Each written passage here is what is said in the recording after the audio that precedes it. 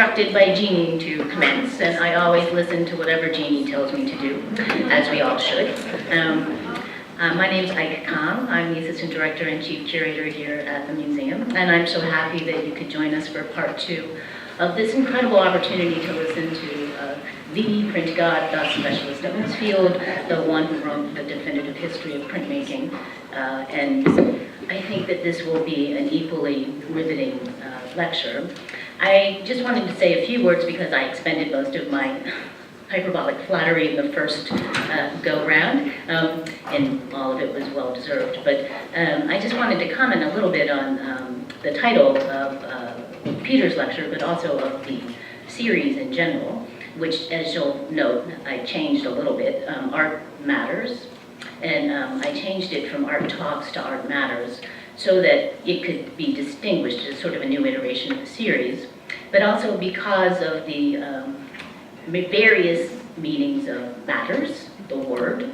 It's mostly to do with the relevance to your lives, but historically, socially, why art is important, but also to do with the physicality of the object, and to look at works of art as material objects. And in the case of Peter's talk today, but also last week, because of the status of the print in the art world and the collecting of prints. So you might notice that we don't dwell on prints as much as we used to. I think most museums used to have more prominently displayed their collections of prints, and many institutions now choose to even eliminate the department specializing in prints just because of the bottom line in cost. And there's a good argument to be made for why it is we should continue to cherish this particular medium, and I think that's one reason that Peter is so important, because he can very broadly speak to these things, and as you saw amply demonstrated last week, the historical significance of the print is undeniable. The content that it gives to you, the preservation of culture that it represents in a very, very specific way is obvious once you have a specialist who knows how to pull apart the content, as well as celebrate the visual experience of the print. It also brings up very large seminal questions like the difference between the object that is used, that has a utilitarian purpose, and the fine art object, and the difference between those two types of appreciation. And there are many other things that I know Peter is going to address in this lecture of masterpieces, and I am going to tease him a little bit about that because, as any good academic knows, we don't like to only dwell on the masterpiece. This is something that we associate heavily with, again, the hyperbole of museum culture. Of course, there are such things as masterpieces, but all works of art have their own significance and relevance, and a good historian does not only dwell on those things that are qualitatively deemed superior in a monetary sense or in other senses.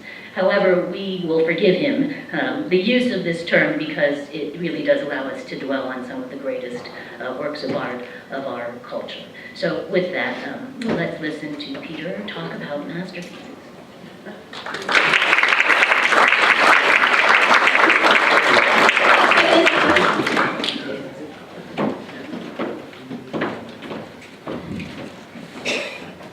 Thank you, Ike.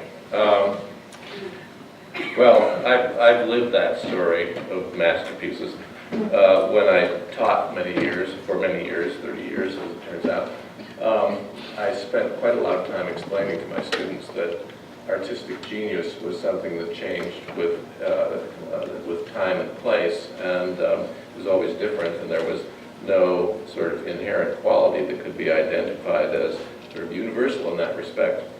And then I became a curator, and I was faced with problems like, well, there's this one object over here that costs quite a lot of money, and then you could buy these 4 other objects for the same amount of money, but this one was just kind of really extraordinary, and these other ones weren't. And so I completely revised my view of artistic genius, which made a lot of sense.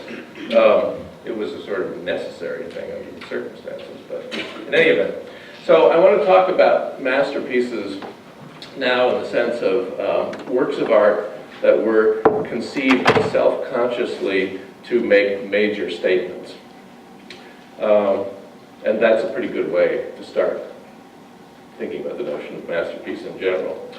It's a general matter of faith nowadays among those who work around the Renaissance and after, to think that the idea of the artist in the modern sense, in the sense that we consider it now, a person of exceptional quality, capable of inventing things we've not seen before, and doing so with extraordinary sophistication and sometimes even shock, that role, making something new and bringing it into the world, was a proposition about being an artist that really originated in the Renaissance.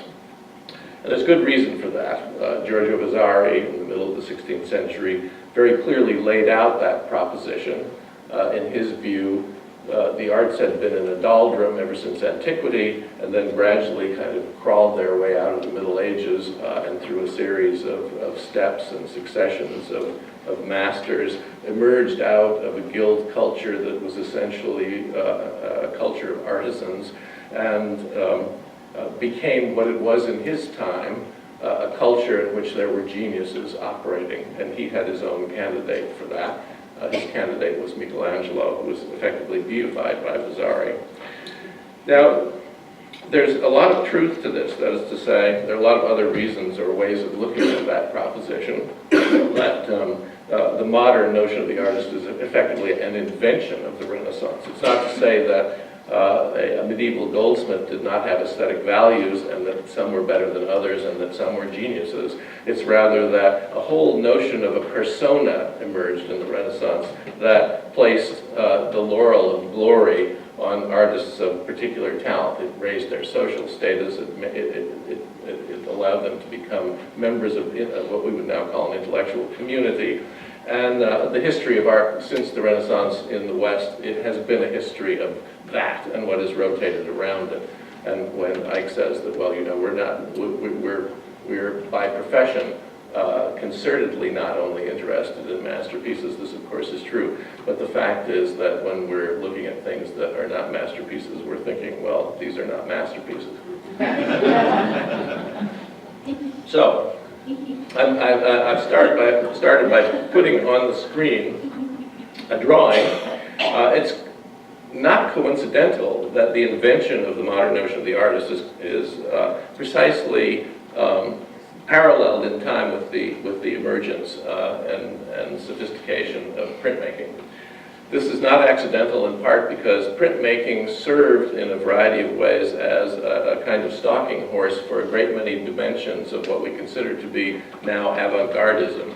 Because prints were the first pictorial images that were actually constructed, invented for an open market, as opposed to a market of exchange where you came to a direct agreement with a patron who paid you for what it was you made, a sculpture, a painting, whatever. You were beholden to that patron, and you had to adhere to expectations on behalf of that patron. You were, in effect, a client. A printmaker, in a certain sense, was never a client. I mean, sometimes they did do commissions for institutions and so on. But you made prints because you could send them out into the world on their own, and you had to think about what that meant. That is to say, what is going to attract somebody's eye, what is not. Do you do something radical, or do you do something predictable and conventional? And these kinds of questions, which we kind of take for granted now in a world of commerce, were at that point revolutionary insofar as the propagation of, let's say, an artist's reputation is concerned. So when people made prints, they were advertising themselves in the most direct sense. And prints were, for that reason, the beginning point of what we now call copyright. Artists signed their prints increasingly, not always, but increasingly, with monograms and then with full names and so on, because they wanted it to be known who had done it and therefore where to go in order to get another one. Paintings were rarely signed because they didn't need to be signed. Sculptures were not signed because they didn't need to be signed because the people who commissioned them knew who had made them. So that, you can see, is opening up an entire new region of what it means to create. And because prints were open market commodities, it also meant that they could test limits. They could get extreme. They could become socially unacceptable. There were all sorts of barricades that they were capable of breaking as a result of that. And it tends not to be taken for granted the extent to which prints effectively pioneered a great deal of what we now think of as the art of the Renaissance and after. The image on the screen is an image by Vasari's Hero, a drawing by Michelangelo, relatively young, before he's begun the Sistine Chapel, made at a time when he's doing a variety of different commissions, a group of Madonna and Child figures, in the case of a couple of paintings and also sculpture. This drawing, which is now on view at the Metropolitan Museum of Art, is not directly or intimately connected to any one of those commissions. It's an example of an artist engaged in an act of pure invention. And drawing, of course, is the medium where one turns to see that increasingly over time. Drawings were not commercially viable at this time. No artist made a drawing to sell it. That would happen a generation or two later when collectors gradually became interested in artistic process, and that's the subject I'm going to be talking about today. At the time Michelangelo made this drawing, it was a functional drawing. It was something that he would retain around the shop. It had ideas in it that he might use and might not use. He's exploring. And I'm sorry for the precision of the reproduction. It's not as good as I would like it to be. You look at a drawing like this, which is about the size of a piece of notepaper, a piece of typescript paper. And you can see there are a number of figures bunched together here. He probably began with this profile right here. It's been called a man. I'm not sure one can be certain of that. With a very pronounced brow and an aquiline nose and a wide eye. And this gradually becomes buried with later ideas that get heaped on it. On the right-hand side, the predominant image, of course, is the image of the beautiful image of the young woman. Possibly a Madonna. It's typically called a Madonna. I think that's not so clear. The costume is being explored here as something somewhat more secular than that. That medallion doesn't really have a place in an image of a Madonna. The turban is a little bit classicizing. He's fooling around with costumes here. It's a mutable figure. It's something that he might redeploy in various ways. Is it done from life? Possibly. Not so sure. This is somewhat like Michelangelo's typical facial type. It's certainly been adapted to it if he is looking at an actual model. Michelangelo looked at enough figures, did enough drawing from life that he didn't need to do that.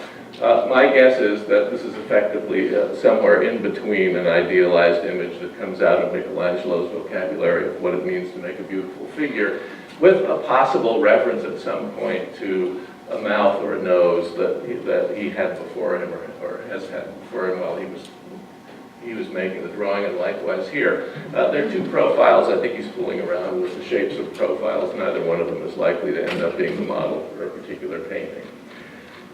Otherwise, he's got this composition swimming with figures of children. This one almost seems to uncoil like a serpent, turning around in a very dynamic motion. Three other studies up here, they're sort of stuck in. It tells you that the paper was something that you didn't treat lightly. It wasn't that paper was especially expensive, but it was certainly something that you didn't waste. If you took a piece of paper, you used it up. And so you create these kinds of palimpsests that are very much idea images. It's full of possibility, but nothing specific. It's clearly not a drawing that is intended for one outcome. It's simply, in a certain way, messing around. Now, the fact that such a sheet as that survives is an indication of the fact that these exploratory activities were important to these artists. You find the same kinds of drawings that come from Dewar's shop. They would have been retained in the workshop. They probably would have been shown to students. Students might have copied from them. They would have become part of the working procedure of the artist. And also, in the case of somebody like Michelangelo, who had a very clear sense of his, let's say, own potential, they're part of the myth that he's constructing of himself that will unfold over time. We have a lot of drawings that survive from Michelangelo's hand, as any of you who've been to New York recently will know. Lots of them seem like sort of sideline trashy bits. Many of them are directed specifically towards objects and Others are things that may have been accumulated in the workshop by him from other artists. There's a good deal of trading going on. But most of his drawings were not done to be sold to anybody. They were done simply as a record of his thoughts and the fact that he kept them long enough that they came into the hands of people like Vasari, who prized them, as was also true of Dewar, suggests that we're dealing with an era in which artists are now coming to believe the myth that's being created around them by people who are calling them things like divine. So, meanwhile, printmaking is going on, roughly contemporary, a little bit later than the drawing, the Michelangelo drawing. 2 Italian prints. The one on the left by Mantegna, we saw one by him last time, and the one on the right by Marcantonio Raimondi, who was a printmaker who worked very closely with Raphael. Mantegna's style and Marcantonio's style are markedly different. This is very much the mode of drawing that Mantegna practiced himself, using lateral hatching in an almost rhythmic fashion, very little cross hatching, so that the lights and shades are created by densities, degrees of density of the lines compacted together, always with this sense of shading going in a single direction as if you were drawing with a pen, which of course he isn't. He's drawing with a stylus, scratching into the plate. He's probably not making this engraving with a burin because of the nature of the freedom of the strokes. It's an early engraving. So he's using that looser tool that makes it possible to, in a certain sense, draw rather than work with the pressure and resistance of the pushing of a burin. It gives the feeling of a drawing, and it's soft in its tonalities. The inks that he used were slightly sepia-like, as you can see in the contrast to the Marcantonio on the right. That's an accurate representation. And this accords very well with the quiet intimacy of the image itself. It's a wonderfully tender, warm, beautiful subject.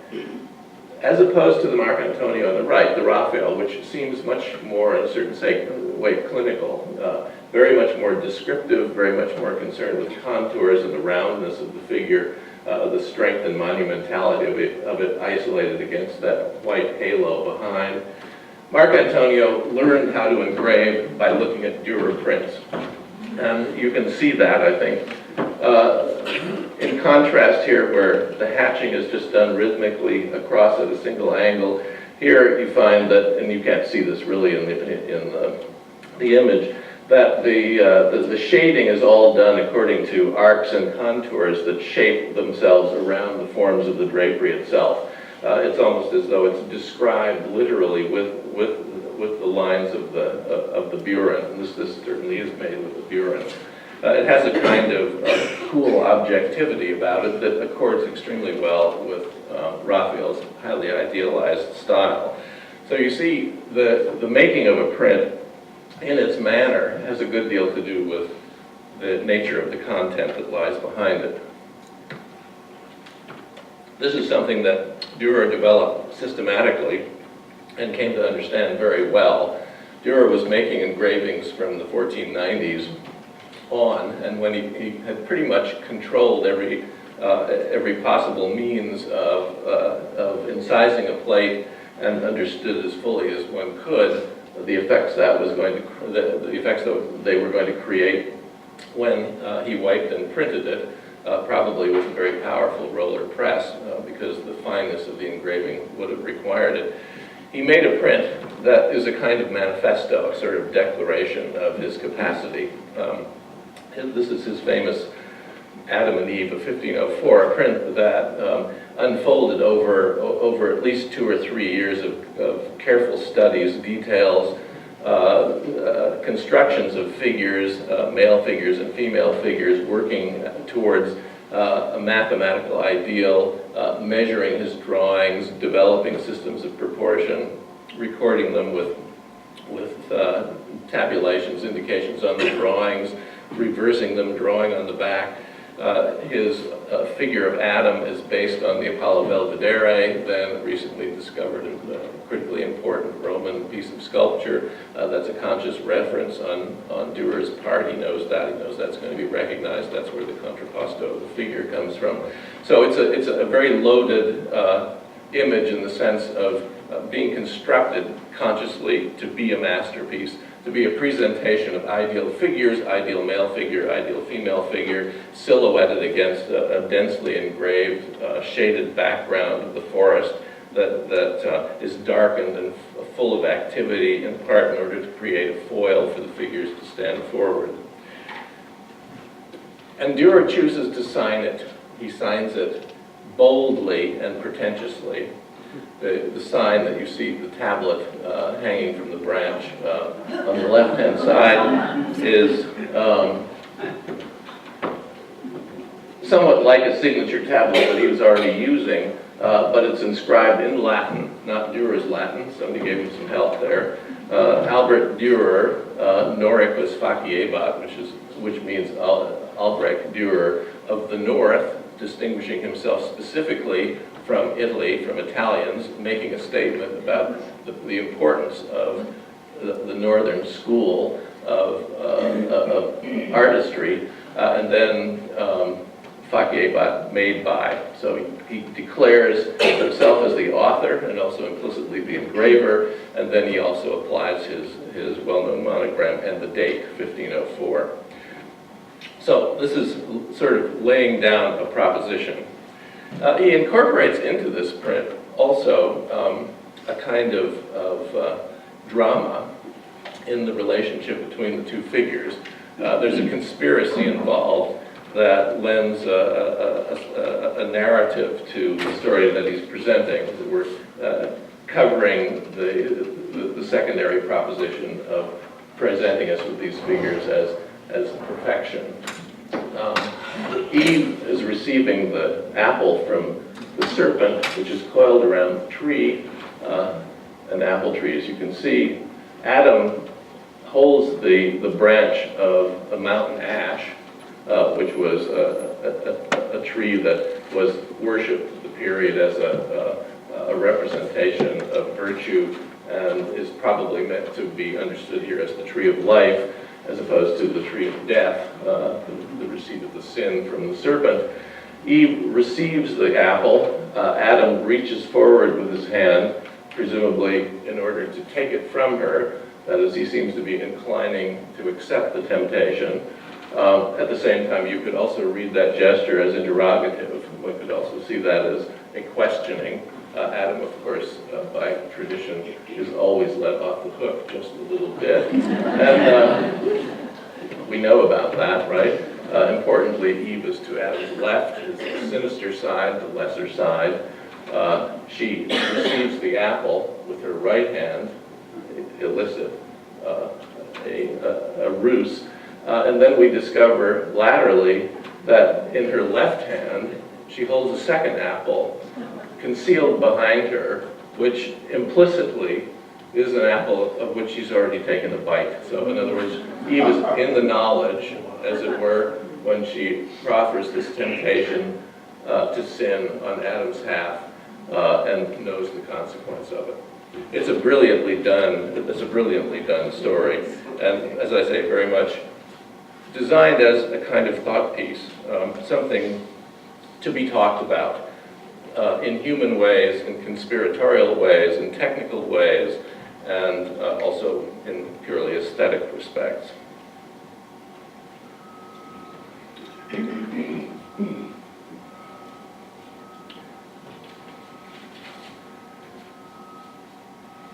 This is Dewar's most complex print.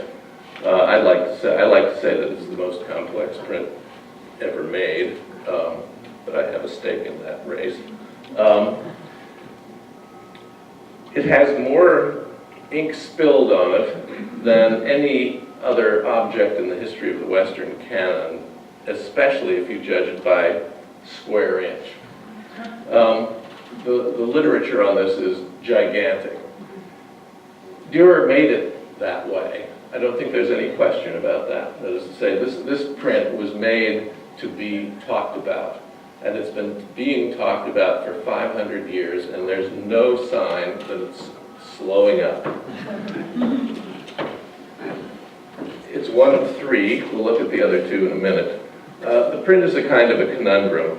We know pretty much what he's talking about here. The figure of Melancholia, the title is there for you on the screen. Nobody quite knows what the one is for. Melancholia is a personification of effectively a psychological condition that in the Renaissance was thought to be a result of an imbalance of the four humors, and was specifically associated with the minds of geniuses. That is to say, it's an image that is about thought, and very specifically about the stupefaction of thought. That is, she's a figure phlegmatic, seated, holding a pair of compasses idly in her hand, head resting in her hand on her knee, in contemplation, in effect, unable to move forward. And she's surrounded by a whole array of objects of many different kinds that never quite add up to a single clear sum, that is to say, never total up to mean something precise and transparent. A lot of the objects here are building tools, construction items. It's a sort of, I like to call it a toy box. It's an offering of things to be moved around and to be considered, to be figured out. A bellows you can figure out only by the nozzle that's down in the corner.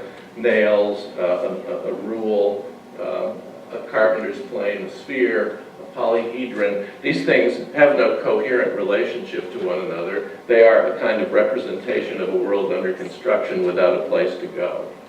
There are a variety of instruments of measurement of other kinds. You see the scales there, also time in the hourglass, a bell, a sundial on top of the hourglass, and back here a cistern that's a suggestion of chemistry of some kind, and then a comet in the sky. This print has been unpacked a great many times in a great many different ways. The magic square, one of the things that particularly draws the attention of mathematicians on the right-hand side, is a sort of tablet for what is not going on in the print in a certain way. A magic square the magic square comes in many different forms. It was a type of mathematical problem that has been explored since antiquity, and mathematicians are still fooling around with it. This it turns out, is a quite sophisticated one because all of the columns, vertical, lateral, and diagonal, add up to a single number, 34. And it's been constructed in such a way that the date of the print, which is confirmed down here with his signature, appears exactly across the center of the lower line. And it may also be that the numbers 4 and 1 in reverse are also meant to refer to the first and fourth letter of the alphabet, which are Dewar's initials. In any event, that again is something that Dewar himself didn't figure out. Somebody did that for him. But it's an indication of as it were, the clues, perhaps genuine, perhaps false, that he's seeded into the print to encourage what is in effect an open-ended debate. He made a couple of mistakes here. You can have Pentimento also in prints. This number here was already changed. This number here, you see we have a first and second state, has been altered in order to move it from 6 to a 9, so the addition works correctly. We'll look at a couple of other cases like that. That sort of thing happens when you've engraved something. It's difficult to change it. You can see that it lies over the former number there. It's visible. In any event, so Dewar puts this together. It's often been thought to be about Dewar himself. I don't think that's actually correct. I think it's simply about the dilemma itself of thought and moving forward, and the proposition of having to invent something new out of the materials of the world, and how does one go about doing that. That being, in essence, the daily task of an artist, at least an artist according to the Renaissance definition of the term. You make something new out of nature, you improve upon it, or you play with it, but what you do in the end is meant to be something that people have not previously seen. Dewar put a good deal of effort into this print. There are studies for many of the figures in it, including the dog, the polyhedron in the background, the scales, and this is a study in the British Museum for the head of the Puto, very carefully done in pen and ink. It probably took many months to prepare the plate, and possibly many months after that to actually cut it. This is an amusing little artifact that survives here to give you an indication of the cult status that Dewar ultimately attained. This is an early 17th century sale catalog in which you see in the squared part that they have on offer a hair, probably a lock of hair of Albrecht Dewar, is the famous painter of Nuremberg. That lock of hair still survives now. It was purchased, and I think it's in the Nuremberg Museum. I can't remember offhand. So you're beginning to see artists achieve this kind of status. Dewar made the Melancholia print more or less simultaneous with two other major works. These three are all referred to as his master engravings. Not a term of his, but there's something going on here as a kind of second phase in his declaration of mastery over the engraving medium. This group of three we know that he distributed jointly, but there's no clear programmatic connection among the three of them. But they are all exquisite examples of their mode of rendering. There are some cross connections one can make. The figure of the Christian knight on the left-hand side as a figure of activity, the figure of Jerome on the right, the figure of a scholar as an exemplification of contemplation, and the figure of Melancholia at the center, as it were caught between the two, the problem of action in the midst of stultified thought. We saw this briefly last time, The Night, the Death, and the Devil. These engravings are cut so deeply, this one in particular, that it's surprising how many extraordinarily fine impressions actually survive. They must have been printed very carefully, and the fact of the deep cutting of the burin combined with that dictates to a certain extent the tone and style of the print that comes out of it. There are certain things that are lost there that you'll find are recovered in the St. Jerome. Here he wants a hard-edged, regimented image that's full of rough bits, steely reflective surfaces, coarse textures of rock and bark that suit an image of implacability, a figure resistant to the assaults of evil that are trailing him through the valley of the shadow of death. It's an image which is, in its style and in its content, very much about aggression and about boundaries. There's a lovely Pentimento in here that when you have a chance to see a good impression of this, that's a detail of the lower hoof here, and you can see the ghost of a different hoof on the horse that Dewar, well into engraving the plate, decided that it needed to be lifted up slightly, and so he disguised it by turning it into some blades of grass. And it's quite a wonderful sort of note that rather than dig deeply into the plate and pound it back out and have to re-engrave the whole area, as he did, for example, in the case of the magic square, he's simply chosen to finesse the move and provide it as a little kind of side note for anyone who's paying enough attention. Let's see, where are we? Yeah, the St. Jerome, by contrast, and I set those two up as a direct contrast between the Knight and the Jerome. This is a print that is not about boundaries. In fact, it's about absorption, inclusion. It's about being drawn in to a world of comfort, containment, and order. Jerome's lion guarding the stairway, entering in, the perspective of the room somewhat compressed to increase its intimacy, every object aligned according to the orthogonals of the perspective scheme, so that even the shoes underneath the bench are squared up, one toed into the other, perpendicular.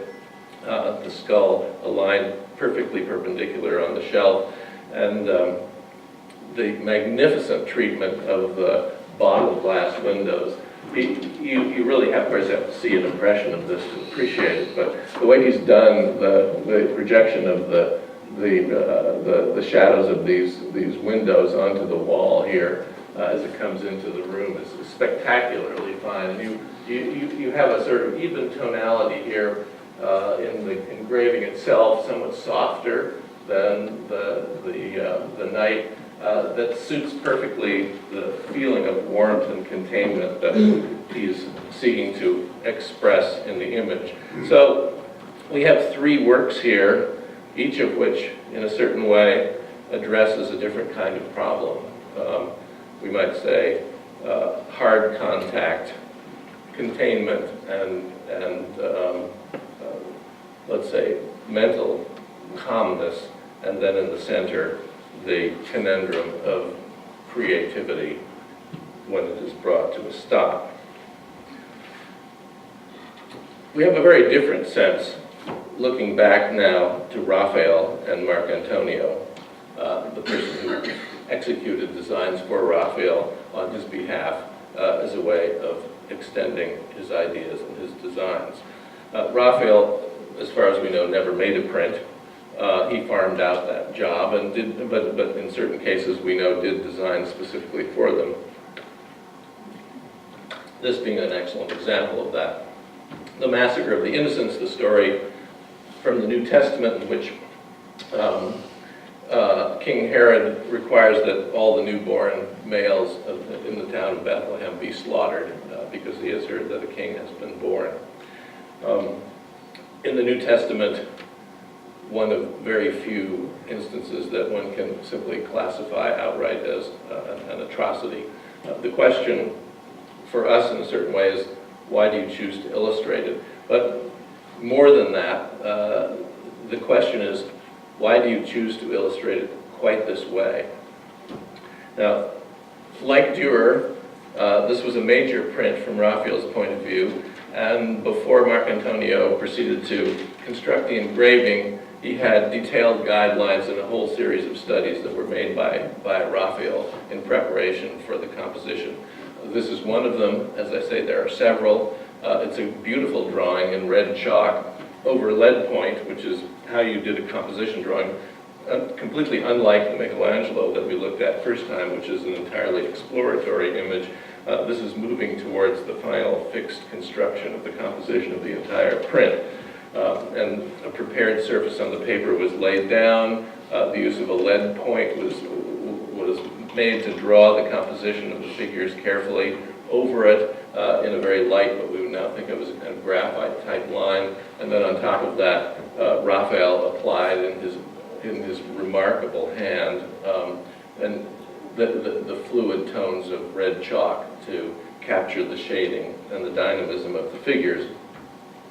And so out we come the other end with this image. When we think about the question of masterpieces, and this is certainly regarded as a masterpiece of the time, it's interesting to reflect on the relationship here between, let's say, the formal objectives Raphael has in mind, on the one hand, and the subject matter to which he's applied it. That is to say, Raphael has made use of this subject, in effect, as a way of displaying the heroic male body in dynamic action, and likewise the fleeing women. It's an expression of antique beauty. And is this not an odd thing to try and process, or let's say to square up with our sense of what it means to make an aesthetic statement about a particular subject? How do you square up the beauty of athletic activity, almost balletic in character, with what it is that these men are actually doing, namely slaughtering children? And it's an odd thing because it's somehow, and we have to in a certain way identify this with the propositions of what is important in the world of art with the Renaissance. This sense is kind of absorbed into the tradition and, in a way, taken for granted. Raphael has applied his name proudly to this.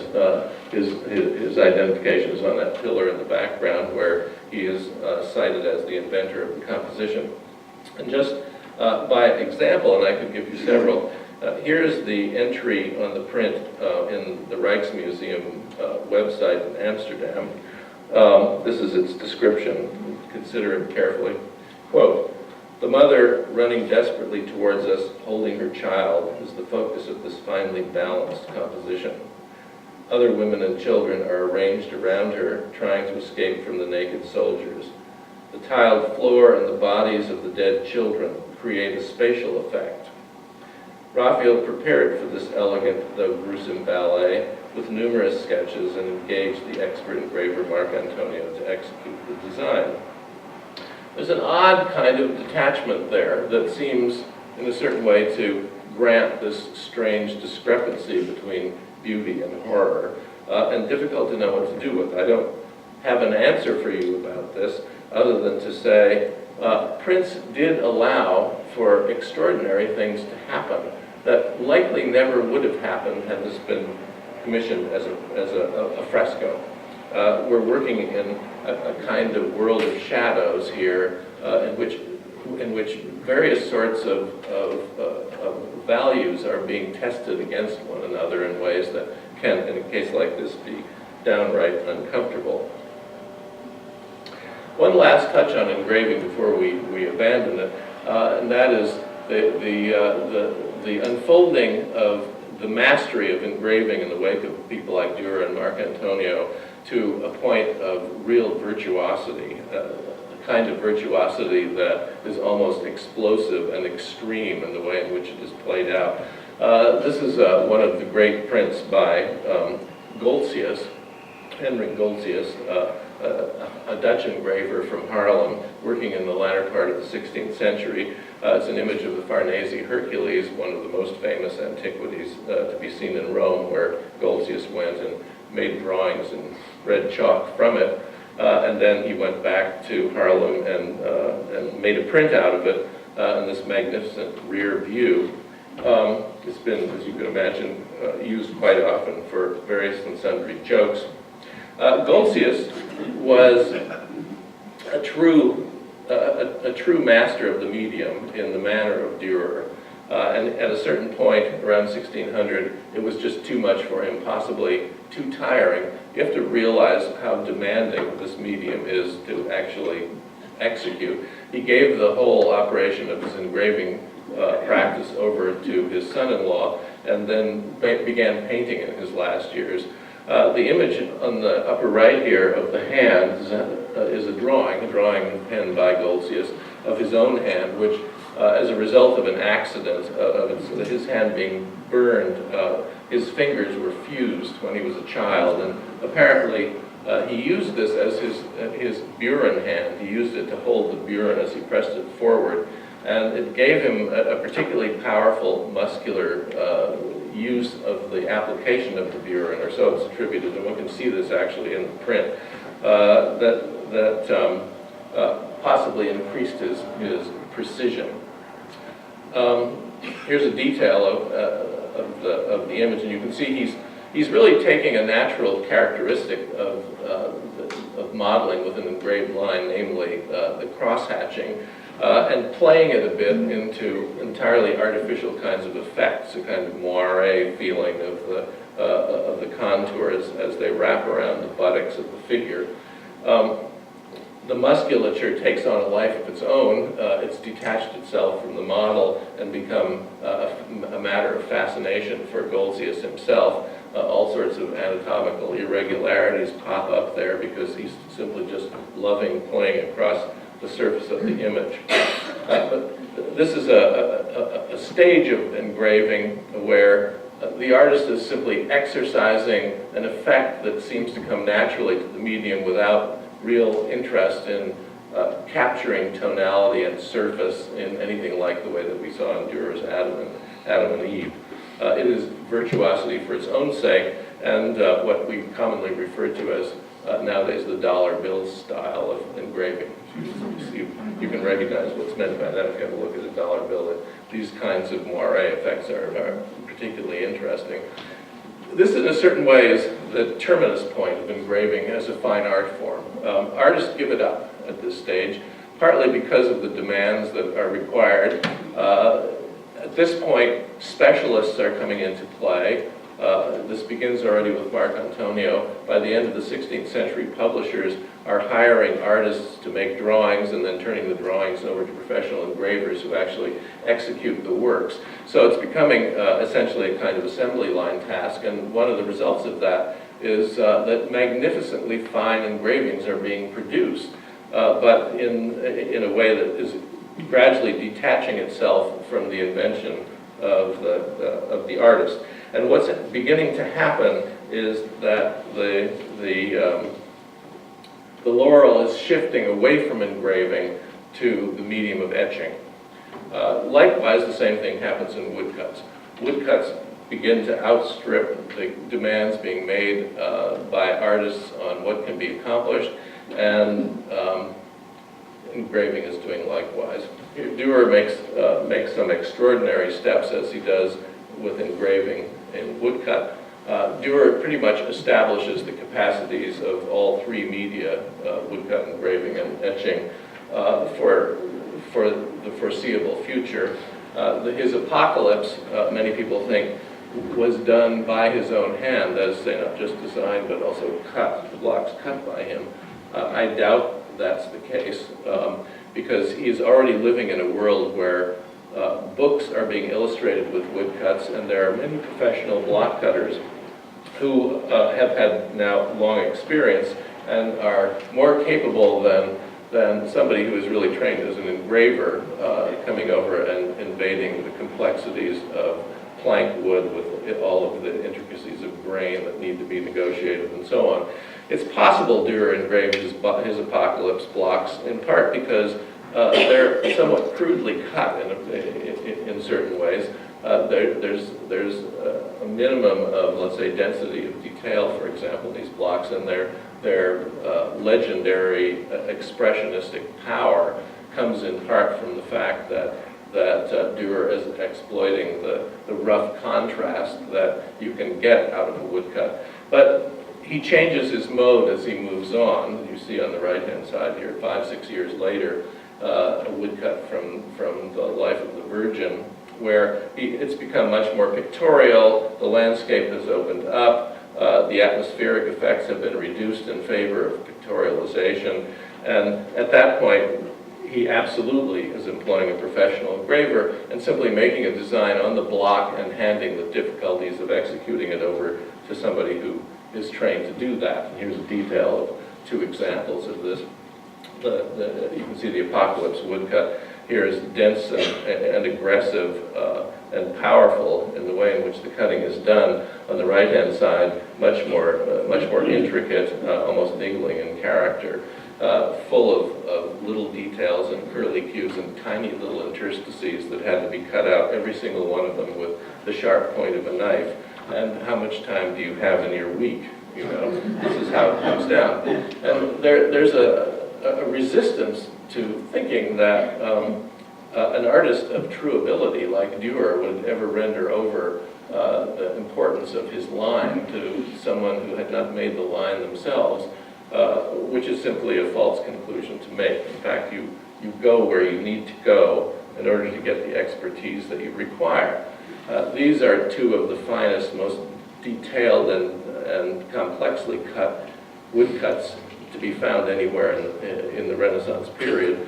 Look at the measurements there. The Altdorfer on the right-hand side, just under 3 inches tall, and consider the amount of detail in there and what it would take to actually take a plank of wood and cut that. And we're talking about plank wood now. We're not talking about wood engravings, which only emerged later in the tradition.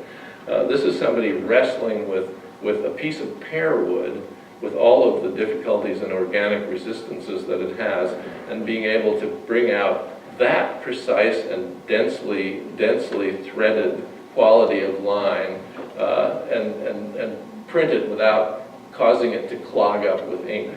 This is a remarkable thing. I'm not sure anyone nowadays is capable of being able to pull it off. It's a minor miracle. And we don't know who Altdorfer's cutter was. He's simply an anonymous guy who had an extraordinary facility with the medium.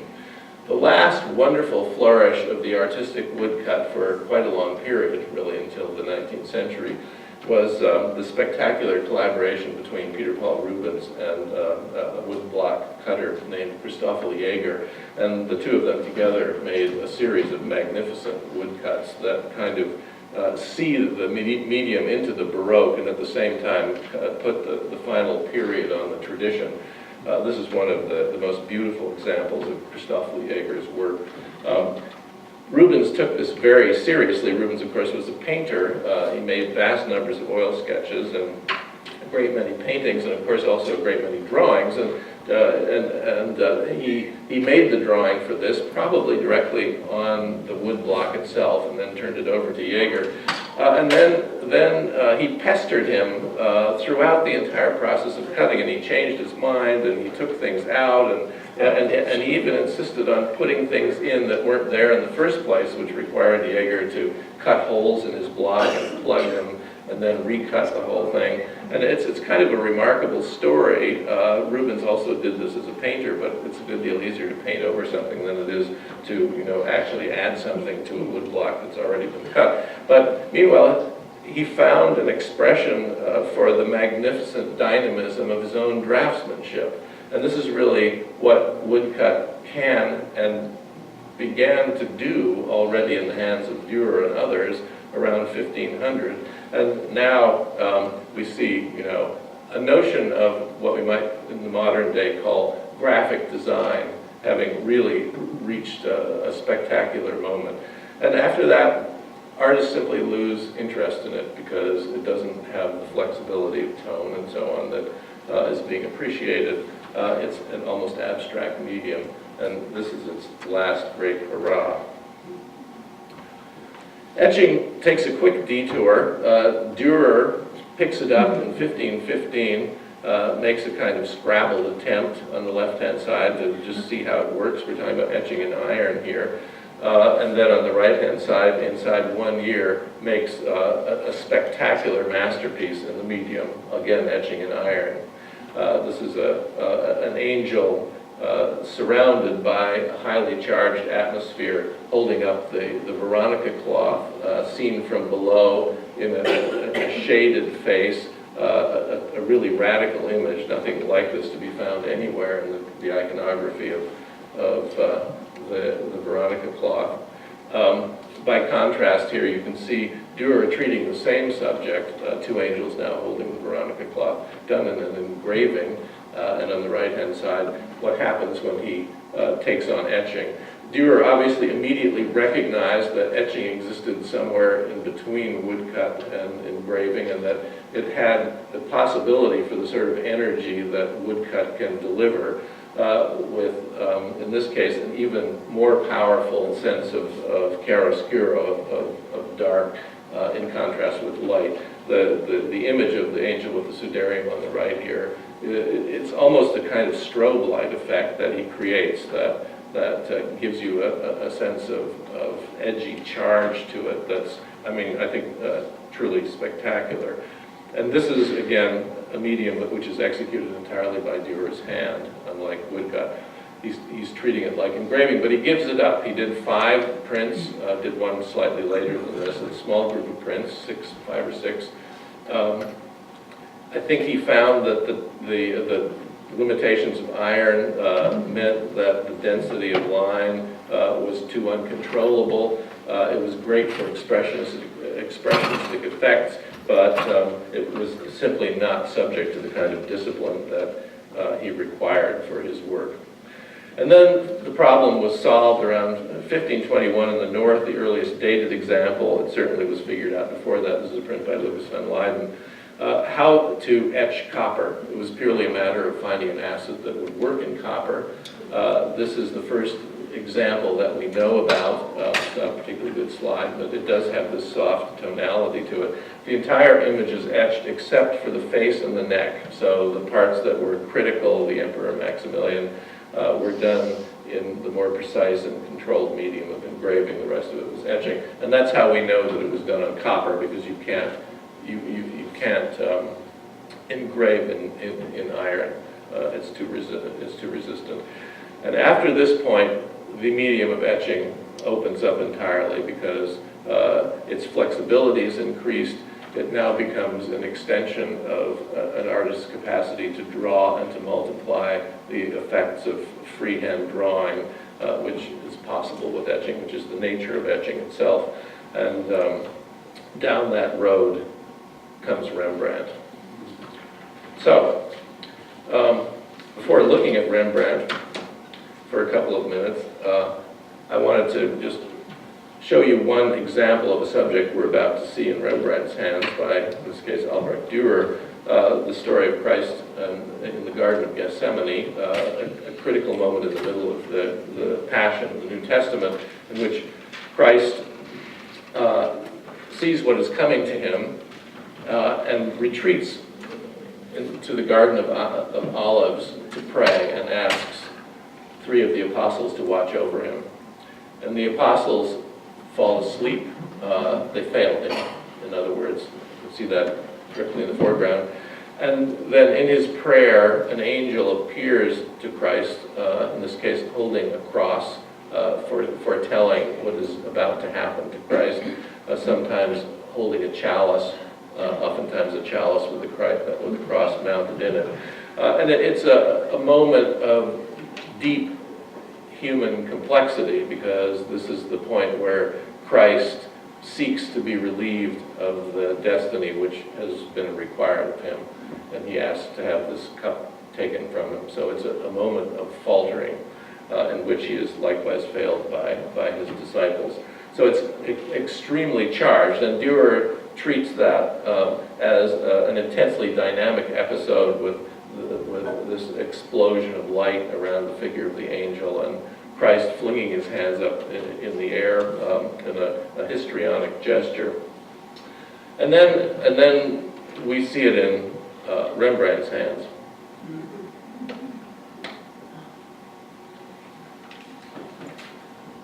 A small print, an etching and dry point,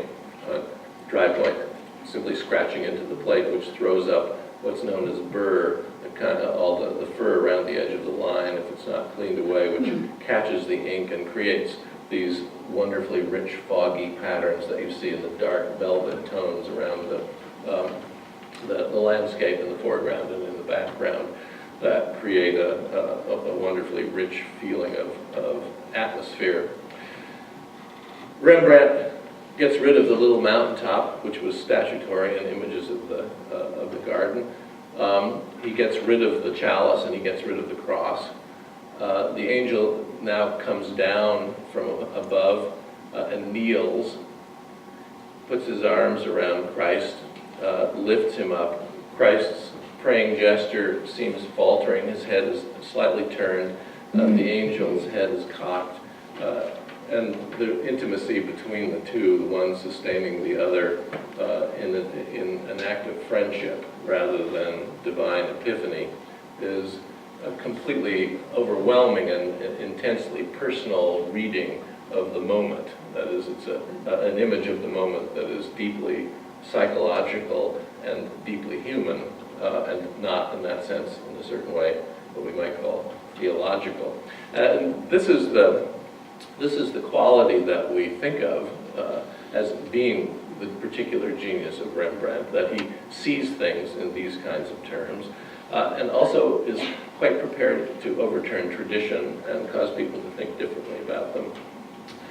He was quite a screwball, Rembrandt, and among his earliest etchings are these so-called sketch plates, where we're looking at effectively drawings, much in the mode of something like the Michelangelo that we saw at the very beginning here, where he's basically wandering around the studio and looking in the mirror and drawing his own face and the beret that he's sporting. And Rembrandt spent quite a lot of time looking in the mirror.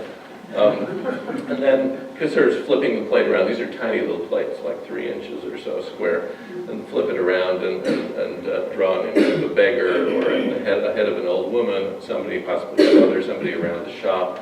On the right-hand side, this wonderful image of half the face with the beautifully rendered beret and then a tiny little landscape in the background. And then a disembodied eye just floating in the air there for no particular reason. And what's remarkable about these sketch plates is that they appear to have been printed up during Rembrandt's own lifetime as though anybody would be interested in them.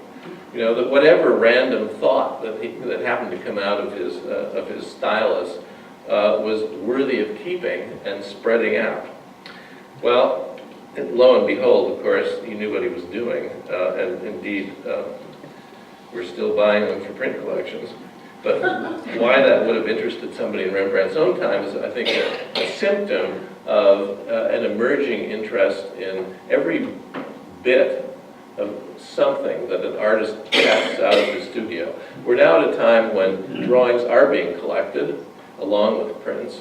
At a certain point, prints, in a way, give way to the preferences of sophisticated collectors who really want to trace the inner thoughts of an artist as an idea develops over the course of time in the studio. That's why drawings first get acquired, and artists then turn and serve that public by creating what are often called finished drawings. And collectors are interested in those, and also collecting what we would call process drawings.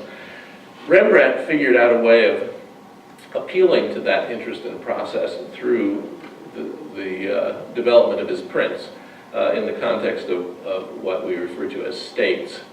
I mentioned that magic square in the case of the Dewar that some changes were made. We call those differences in states. When an artist has altered the plate or the wood block, we number those as changes in the state intentionally applied by the artist, not accidental damages, but alterations of the idea and the idea of the print. And Rembrandt built this into a kind of major enterprise, and we're going to look at an example of that now. In one of his grandest etching series, the Christ Presented to the People, or the Ecce Homo, this and the Three Crosses, perhaps the two most famous of Rembrandt's prints outside the Three Trees.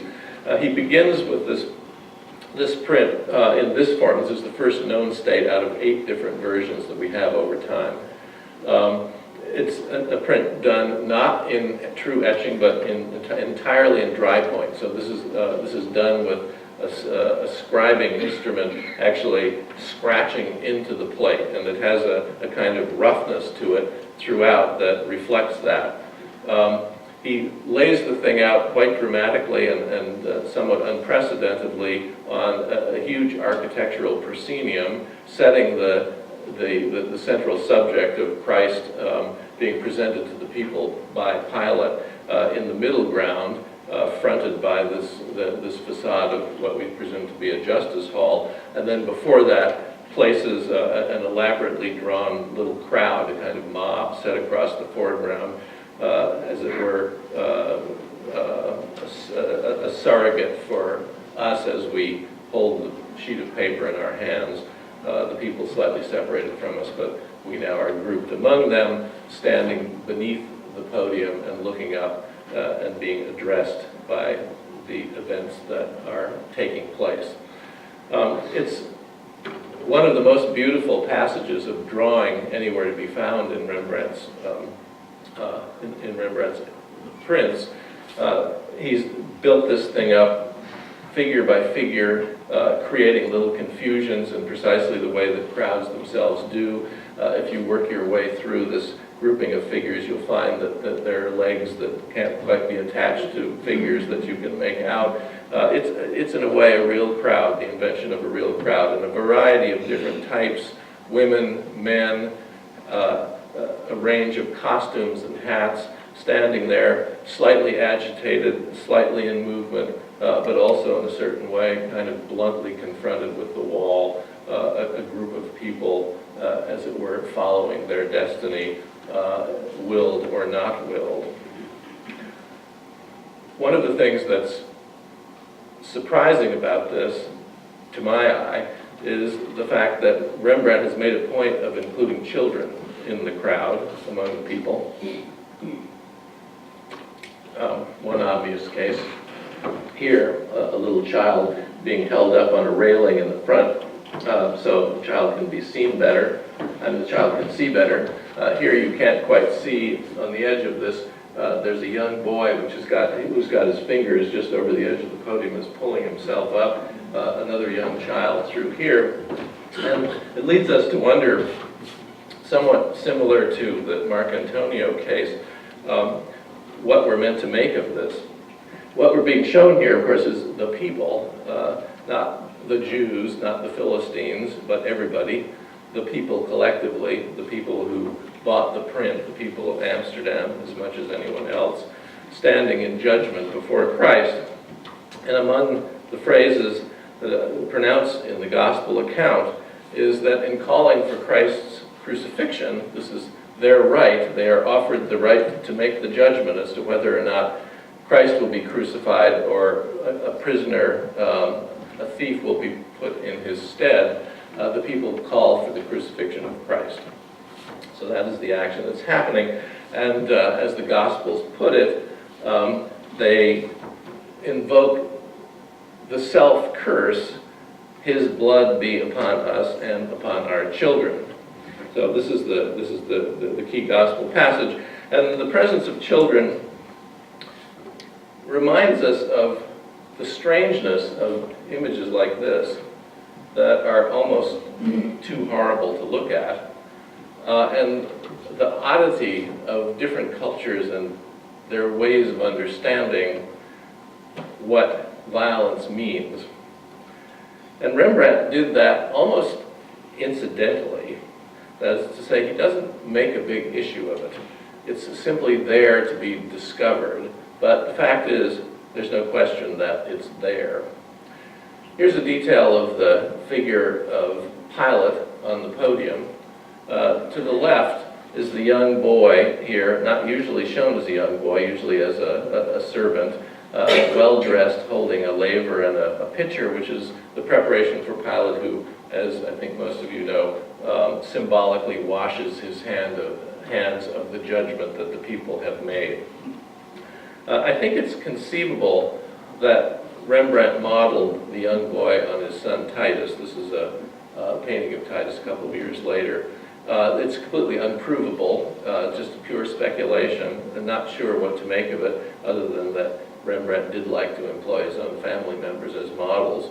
The servant of Pilate who performs that task, of course, is a crucial figure in a certain way, and an important contributor to the moral tenor of the judge and the result of the judgment that the people have made against Pilate's will. Rembrandt did something amazing with this. Over the course of 8 states, in the 4th and 5th state, he signed the plate and dated it. And then after that, he scraped away the entire crowd across the foreground and supplemented it with a figure of what's usually referred to as a river god, perched in between these two entries to a cistern of some kind. This is one of the great dilemmas of Rembrandt research. Nobody really knows quite what to make of this. It's such an extreme gesture to make. Some people have explained it in a somewhat trivial way, that the dry point had simply worn down to a point where the crowd was no longer effective, and he felt he needed to just take it out altogether. Well, there are a variety of ways of dealing with that. If he wanted to keep it, he could have recut it. I don't find that a satisfactory explanation. There was some deep sense of a change of venue here that occurred between the two. The plate was cut across the top. You can see it's reduced. That whole cornice across the top of the architecture now has been removed. The states at this point are referred to as the oblong plate. And Rembrandt has now made something altogether new. Now, why do you do something like that? We know that he printed the first several states for sale because they exist in multiple impressions, not many, but enough to indicate that he was editioning it at to some extent. All the early states, the ones that we were first looking at, were printed on Japan paper, which is a kind of beautifully brownish toned paper, a sort of special preparation. So these were certainly released as special collector's issues, probably for a known circle of people, not released into a market, but rather intended for patrons. And those that were printed along the interim in between the first and the last states probably were treated similarly. The last states, the last 2 or 3 states, look effectively like what you see here, and that's where he draws an end to it. There are many more impressions of these than there are of the earlier ones. You can see his signature across the doorway on the right-hand side where the date lies. But it remains for us a mystery, although it's clearly a determined point in Rembrandt's thinking that he wants us to follow his thought process over a period of time, and whether he wishes it to remain in the end a conundrum, or whether the implications of that river god were apparent to people in his own time when they first saw it, we do not know. No one has left a clear record of that. The general view is, and this applies also to the progression of states, also very radical in the 3 crosses, only 4 states in that case, is that Rembrandt has moved to what's referred to as a more meditative image. In other words, the activity of the crowd has been removed, the distancing quality of the crowd interposed between us and the central event of Christ being presented on the stage. The distraction has now been taken away, and we are confronted with a direct acknowledgement of our role in the episode as Christ stands before us. That does not, however, explain the presence of the quote-unquote river god or the cisterns below, and many speculations have been made about that. So this is simply by way of saying that there are a lot of different dimensions to printmaking over time. Etching becomes the dominant form of what we call artistic printmaking. It undergoes a major revival in the 19th century, largely based on Rembrandt's accomplishments. And then we entered into a new phase in modernity where all kinds of different things are going on. But the medium of etching is a medium that gains its dominance essentially because of the notion of process and masterpiece. It's a way of, as it were, authorizing the multiplied image as something that a true artist can genuinely engage in without loss of reputation. And we've gone through a similar debate in more recent years in the revival of printmaking in the modern culture of the 60s and 70s, which is still very active, and the rise of professional presses and professional printers that you're likely all familiar with, where there again was much debate about whether this was crass popularizing or whether it was making it possible for more people to own a real work of art. Needless to say, I side on the latter of those two. And they involve, in a similar way, modes of collaboration that had become familiar already with Dewar and his woodcuts, and Marcantonio working for Raphael. There was nothing new about that. The debate changes in tone, but there have been precedents for all of it. Print collections are good things. When I was a curator, I found it a wonderful area to work in part because your exhibitions always cost less money than everybody else's, which meant that they got funded. And there was always the complaint that nobody ever went to the print shows, which was absolutely not true. And my view was that people who do go to print shows have a higher quality experience because you can't stroll through a print show the way you can in a gallery of paintings. You actually have to stop and look. And if you don't, there's really no point. So I always maintained that the print people really were the ones who understood what they were doing and had the goods. So I'm going to stop there since I've run over already again. And I want to give you time to ask questions if you like, and see how far we go.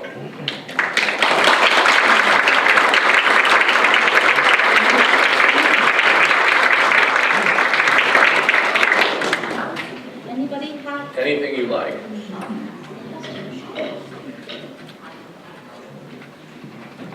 Yes. Tell us about moire.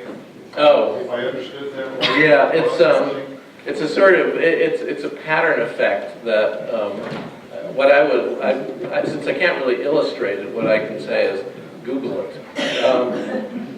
It's a pattern effect that you get, it's a sort of ocular effect from lines that weave in and out of one another that create the effect of watered silk. That's where the word comes from. That sort of fades in and out. I've often told people that the only really horrible question I ever got after a lecture was when I was showing Hercules' buttocks in a lecture at Reed College, and there was a guy who used to come to all the public lectures there. And he raised his hand. He was the first person to ask a question. He said, why are the buttocks concave? And I thought, well, you know, what are you going to say? It's a matter of opinion, or... But it was actually the moire effect that he was registering. Anyway, M-O-I-R-E. From silk. Yeah.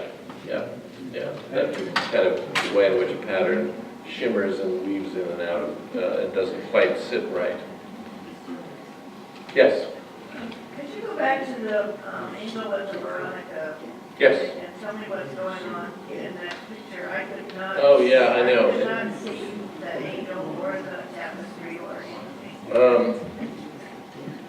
You're talking about the Dewar, right? Yeah. Yeah. There's the, well, right. Yeah. Or, I guess you have another picture. I got, no, let's see. Yeah, here we go. This maybe is a little better. It's very complicated. The angel is flying and holding up the Veronica cloth like this, as if it were a kind of veil, and we see it from beneath. There's a brilliant article about this by Herbert Kessler, who's a medievalist, and who's connected this image to commentaries on the apocalypse.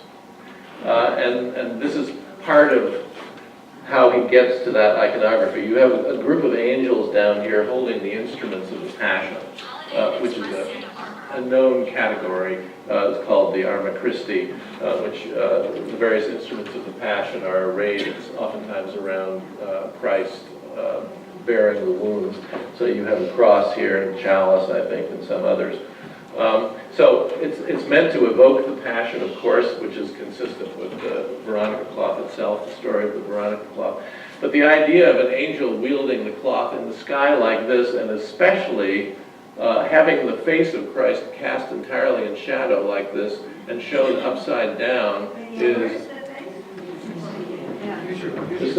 just up there. She's flourishing it. He. No, this is the angel, wings, and then here's the cloth, and that's the face of Christ there. And it's possibly a reference to Through a Glass Darkly, but you're right. It's a bizarre rendering of the subject. So what's the thing in the middle? Well, this is the drapery of the angel. Yeah, you know, all I can say is, go to the Hammer and ask to see an impression of it. Seriously, I mean, you can't, if you can't look at prints like this, you can't see them well enough. This is probably 4 inches. It's a tiny print. It's a tiny print. Yeah. You were mentioning that artists created these prints with an eye on selling them. Yeah. Well, absolutely. How do they market it? Do people go to the workshop? Or how do these prints market? Yeah, at the beginning, they were probably pretty much sold over the counter by artists out of their studios. There were book fairs where we know Dewar sold his prints. He sent his wife to sell them at the Frankfurt Book Fair.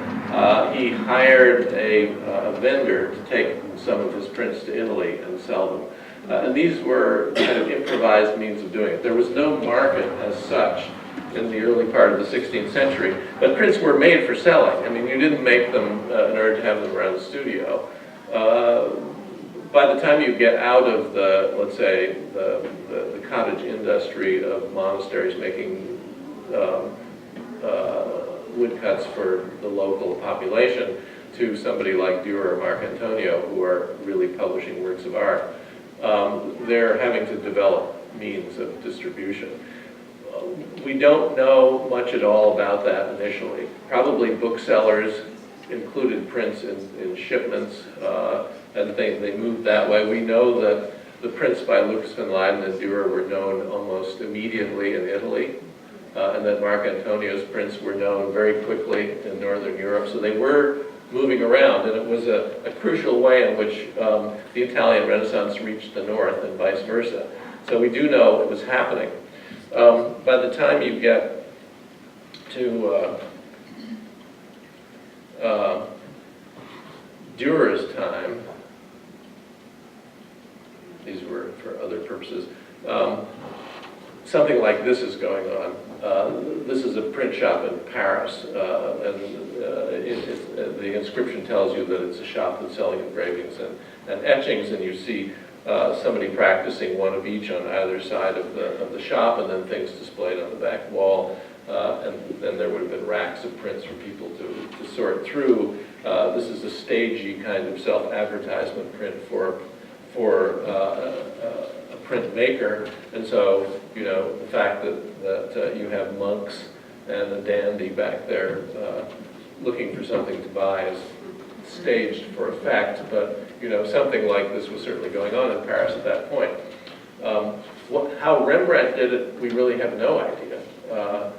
Whether he was simply passing things around among friends and selling out of his shop for the most part, but they were getting abroad. His prints were showing up very quickly in England and in Germany. But he didn't have a publisher, as it were. Yes? How many prints would they run? Well, that's a question we'd all love to know the answer to. And there is no easy answer. There are too many variables. There are astonishing statistics about the number of etched and engraved plates that booksellers or book printers in the 17th century were able to get, like thousands, which seem incredible to anyone who has made prints, particularly on copper plates, particularly with etching, because it tends to be relatively shallow. So it's hard to know whether that means copies of plates were replacing worn out ones, whether it means re-etching or re-engraving plates that had worn down. When I was a student, if you wanted to find out an answer to that question, the literature basically said, oh, well, you know, if I talk to so-and-so who makes etchings and she said that you could get maybe a dozen or so perfect impressions of an etching, and after that the plate started to degrade, and by the time you got to 100 you were beginning to show serious wear, and by 300 the plate was printed out. I'm sure that's wrong. The point is that there are so many variables, how much the copper is hammered, and therefore how dense it is, and therefore how much it will hold up to the pressure of the press. How well cushioned the plate is when it's actually printed, how skilled the pressman is, how carefully the inking has been done, because that also, the grain of the ink can also erode the surface of the plate. And above all, how deeply cut the plate is. So given all these variables, you just can't come up with any useful numbers. What I can say is there are a remarkable number of superb Dewar engravings that are out there in the world, hundreds and hundreds and hundreds. That's surprising. There are many fewer Lucas van Leyden engravings out there, contemporary of Dewar's, but who engraved his plates much more shallowly. So the engravings of the so-called master engravings of Dewar are very rare. If you get a good impression, it will cost you several $100,000 to acquire it, but they still come up, and there are lots of them in public collections. That's a terribly vague answer, but it's actually the best I can do. So, Can I just ask Yeah. a very practical question? Yeah. Because this comes across my desk frequently. How do you distinguish between an actual print and a reproduction of a print? you mean make the call, or how do we define that difference historically? With what empirical means can one discern the difference between an actual print and a reproduction of a photographic reproduction of a print? Well, that takes me to my other problem, which I promised you in the first lecture.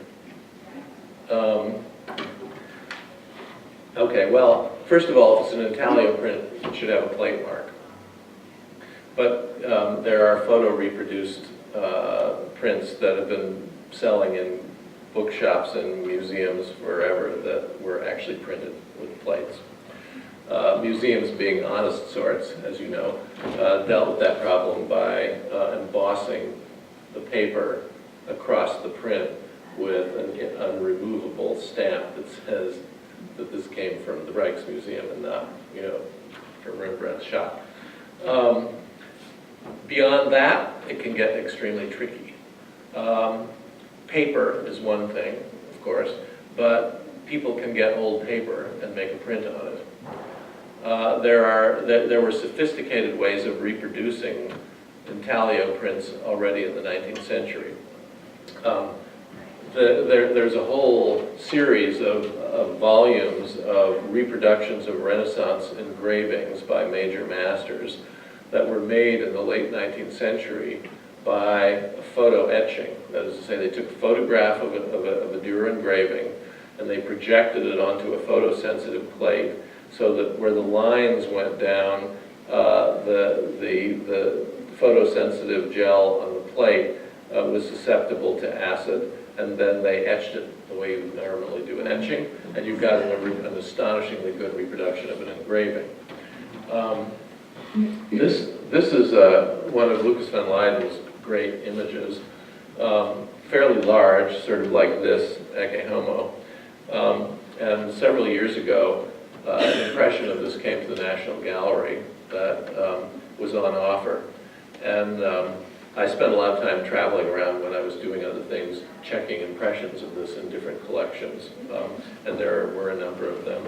And one of the things that I noticed was that in virtually every case, the corners were torn away because it was a big enough print. People probably put it on walls, or it tore away from the pages of the album where it had been placed. And that this was astonishingly in good condition, and that made us suspicious. And I looked at it with colleagues, and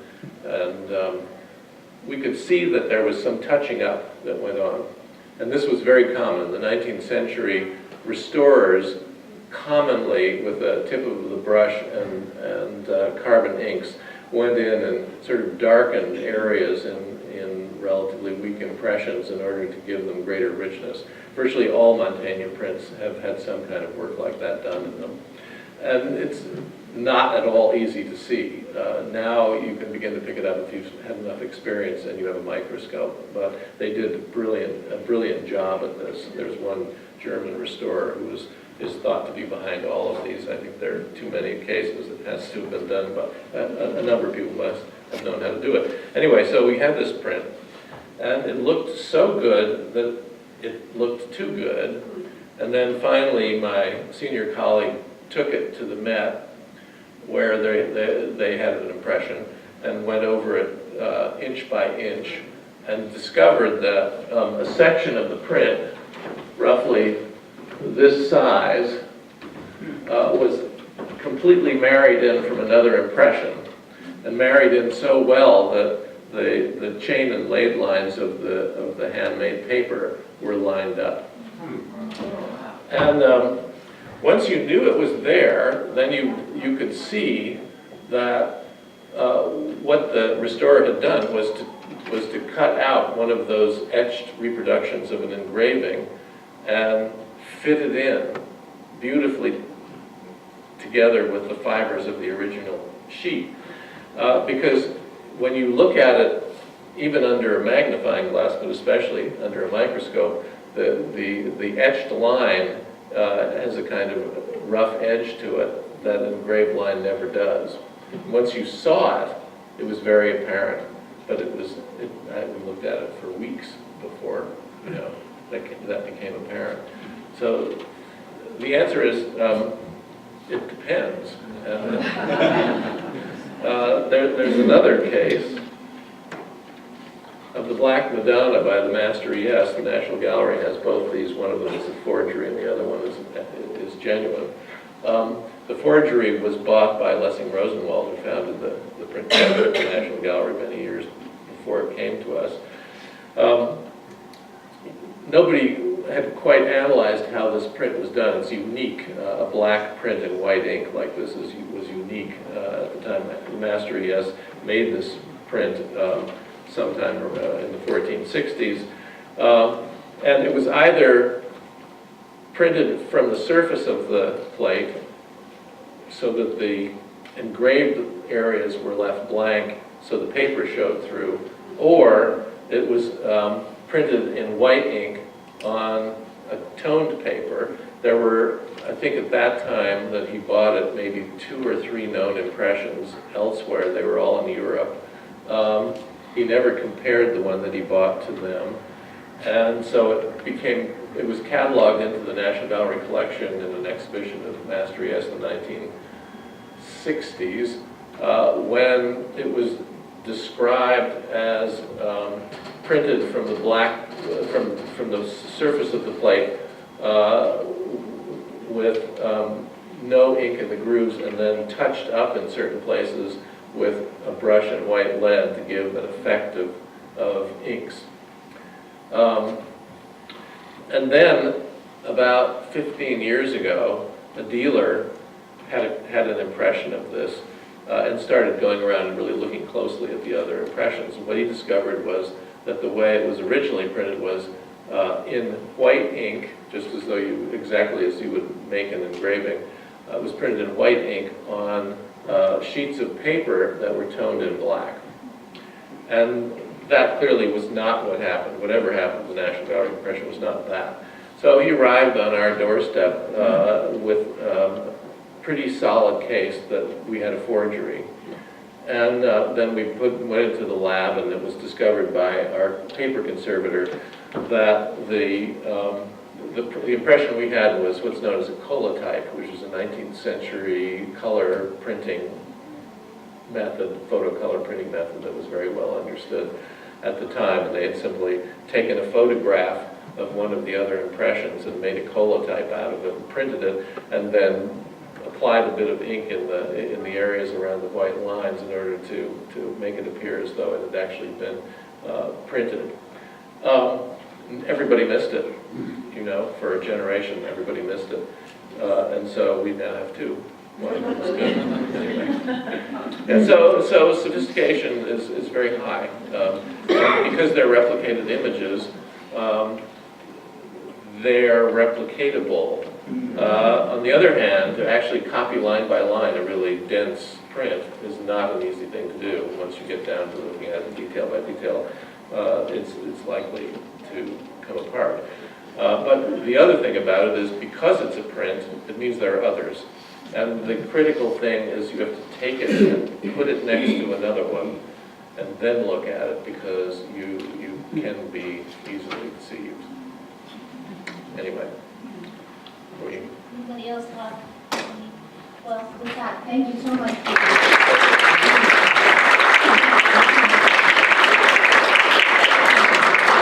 please come back next week. We have a new speaker, Todd Olson, will be speaking to us about Caravaggio for 2 sessions. He's from Berkeley and also. Thank you.